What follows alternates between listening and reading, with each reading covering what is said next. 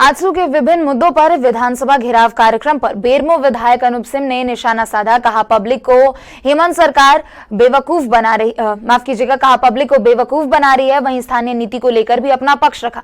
वहीं मंत्री बनाए जाने वाली बात पर कहा कि सबका मन होता है मंत्री बनना। देखिए, स्थानीय नीति, नियोजन नीति, सरना धर्मकोड सहित कई मुद्दों को लेकर आज आजसू का विधानसभा घेराव था। आजसू सुप्रीमो सुदेश महतो ये कहते हैं कि ये सरकार नहीं चाहती है कि यहाँ के मूलवासी के जो विषय है उसे उठाया जाए। सर, राज्य में गठबंधन की सरकार है, आप लोगों की सरकार है, क्या आप लोग वाकई नहीं चाहते हैं कि जो ज्वलंत मुद्दे हैं, मूलवासी के जो मुद्दे हैं, नहीं उठाया जाए? कौन सरकार उठाना चाहती है और कौन सरकार उठाना नहीं चाहती थी, ये सुदेश महतो जी से बेहतर कोई नहीं जान सकता है। सरना धर्म कोड हमने लागू करके केंद्र को भेजा। केंद्र में किस किस समर्थन से सरकार बनी है? वो आजसू पार्टी और बीजेपी के समर्थन से।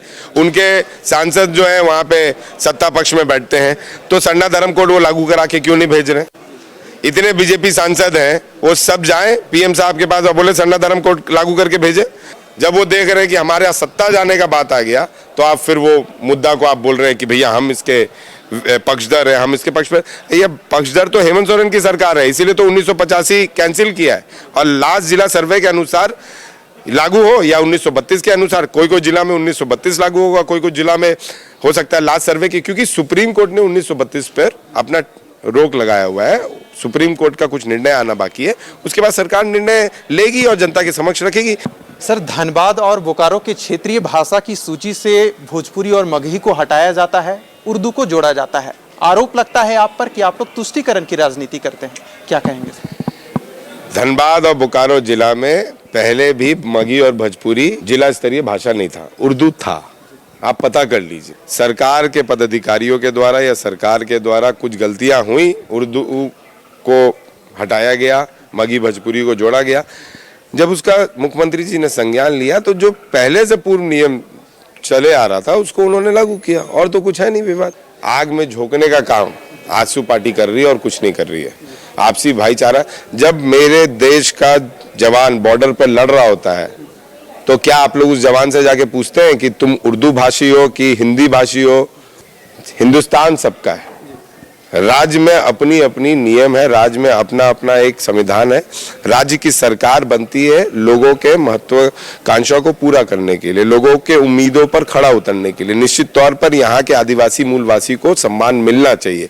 तो मेरा कहना है कि अगर 1932 लागू करने में दिक्कत आ रहा है, तो लास्ट जिला सर्वे जो है, जहां जहां है परिमंडल वाइज, उसको लागू कर दिया जाए।